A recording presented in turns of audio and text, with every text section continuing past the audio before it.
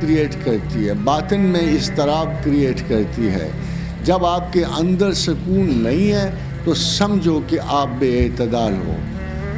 اس لیے کہ قرآن حکیم میں گناہ کا ایک دوسرا معنی بھی ہے، اسراف، اور لا خیر فی الاسراف، اسراف میں کوئی خیر نہیں۔ جب انسان کی وہ اجتماعی صفات جو پوری زندگی گزارنے کی، اگر وہ بے اعتدالی سے خرچے گا تو جب اس نے ایک، ہو سکتا ہے وہ مرے نہیں، مگر 60 برس تک اگر کسی انسان نے اعتدال سے صحت تک پہنچنا ہے تو بے اعتدالی سے مرض تک اور جنون تک پہنچے گا۔ اسی لیے یہ دعا دیکھیے جو رسول اکرم مانگا کرتے تھے کہ اللہم انا اعوذ بک من البرص والجنون والجذام وسیء الاسقام۔ اور یہ واحد پیغمبر آپ کو نظر آئیں گے کہ زندگی میں ایک مرتبہ بخار چڑھا اور وہ بھی فیٹل تھا، وہ بھی اللہ کی مرضی سے آیا اور انہیں لے گیا، ورنہ صحت کا یہ عالم تھا۔ وہ ان دعوے دار پیغمبروں کی تو نہیں طرح نہیں ہے کہ وہ ساری کی ساری زندگی بیماریوں میں گزار دی۔ وہ ایک ایسی صحت کا نمونہ ہے، ایسے خوبصورت اعتدال کا نمونہ ہے کہ ہم اگر کوشش بھی کریں، دیکھیے کیا خوبصورت حدیث ہے اور حضور کے شوق کیا ہیں، اور آپ لوگوں کی یہ جو بہت زیادہ مذہبی اور دیندار لوگ ہیں ان کے شوق کیا ہیں کہ ام المومنین عائشہ صدیقہ نے فرمایا یا رسول اللہ آئیے دوڑ لگ جائے ذرا۔ صحن بڑا کشادہ تھا، فرمایا عائشہ آؤ دوڑ لگ جائے۔ پھر دوڑ لگائی۔ ام المومنین فرماتی ہیں کہ حضور مجھ سے آگے نکل گئے، پھر میں چپ کر کے بیٹھ گئی، پھر کافی عرصہ گزرا، پھر ایک دفعہ مجھے وہ پرانا وقت یاد تھا، میں نے کہا یا رسول اللہ آج پھر دوڑ لگ جائے۔ تو ساتھ ہی کہتی ہیں کہ اس وقت حضور عمر رسیدہ ہو چکے تھے اور ان کا پیٹ کا گوشت کچھ نکل رہا تھا۔ اس مرتبہ پھر دوڑ لگائی اور ام المومنین عائشہ کہتی کہ میں جیت گئی۔ حضور نے کہا شکر ہے برابر ہوئے، ورنہ تو نے ساری عمر مجھے دوڑاتے رہنا تھا۔ تو جو پیغمبر اتنا خوش اخلاق ہو اور اتنی اچھی عائلی زندگی میں ان کے نمونے اتنے خوبصورت ہیں کہ جب مسجد میں آج ٹیلی ویژن پہ اعتراض ہوتا ہے جو ہزاروں میل دور سے صورتیں دکھاتا ہے آپ کو، اس وقت تو ٹیلی ویژن نہیں تھا،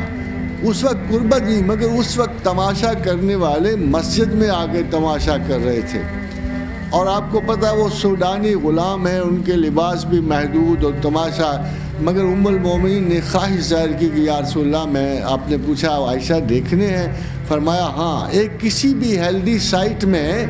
آپ دیکھیں گے آپ کس حد تک الاؤنس کریٹ کر سکتے ہیں، یہ معتدل انسان کا خاصہ ہے، اس ریجڈ آدمی کا خاصہ نہیں جس نے مجھ سے ایک دن پوچھا کہ میں اتنا متقی ہوں پروفیسر صاحب کہ ساری رات عبادت کرتا ہوں، اور جب میری بیگم نازک حالات سے ہوتی ہے تو میں اس کے ہاتھ سے کھانا بھی نہیں کھاتا۔ میں نے کہا اچھے متقی ہو بھائی،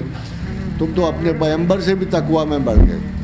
تو خواتین و حضرات جب وہ آئے وہ دیکھتی رہیں ان کے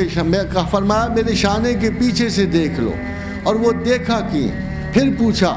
یہ جملہ سنیے، اے عائشہ کیا جی بھر گیا؟ فرمایا یا رسول اللہ جی بھر گیا۔ فرمایا پھر اندر چلے جاؤ۔ جو پیغمبر اتنا لبریٹڈ پیغمبر ہے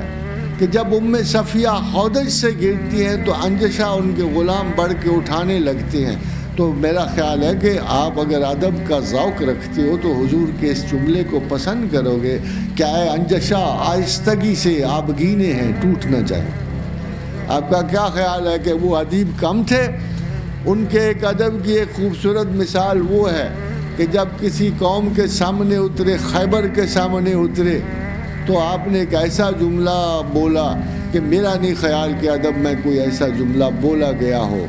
کہ آپ ذرا غور کیجئے، ایک کافر جماعت جس کے مقابلے میں پیغمبر اترا ہو، جن کی عاقبت کتنی بری، جن کی زندگی کتنی بری، تو آپ نے ایک جملے میں ساری کیفیت کو سمیٹا اور فرمایا بری ہے ڈرائے گئوں کی سحر۔ کہ ایسی بھی کوئی بری قوم ہو سکتی ہے جس کے مقابلے میں میں خود اترا ہوا ہوں، اور جس کے مقابلے میں یہ کم بخت ہوں، تو ان کی عاقبت میں کیا خوبی ہوگی کہ ان کو کتنے بڑے ظالم ہوں گے جو پیغمبر خدا کے سامنے۔ تو فرمایا بری ہے ڈرائے گئوں کی سحر۔ اور حال یہ ہے کہ شعر ٹھیک سے نہیں پڑھ سکتے، امی ہیں، شعر نہیں ٹھیک سے پڑھ سکتے۔ ایک دفعہ شعر پڑھا، سیدنا ابی بکر صدیق نے کہا یا رسول اللہ یہ صحیح نہیں ہے، اب حال یہ ہے کہ ہمارے چھوٹے چھوٹے بزرگ فرماتے ہیں ان کو بالکل انگریزی نہیں آتی تھی، مگر جب ان سے پوچھا گیا تو انہوں نے پورا شیکسپیئر فر سنا دیا۔ آج کل کے لوگ ایسے دعوے دار ہیں، مگر حضور کا عالم یہ ہے کہ شعر پڑھا اور ابوبکر صدیق نے فرمایا یا رسول اللہ آپ نے شعر ٹھیک نہیں پڑھا، آپ نے دوبارہ پڑھا، آپ نے پھر ٹھیک نہیں پڑھا۔ تو حضرت ابوبکر نے کہا کہ رب کعبہ کی قسم ہے آپ اس کام کے لیے نہیں بنائے گئے، آپ اللہ کے رسول ہیں، آپ کو ان لغو باتوں کی طرف اللہ نے توجہ ہی نہیں دینے دی۔ یعنی آپ کے استاد نے آپ پر بلاک لگایا ہوا ہے،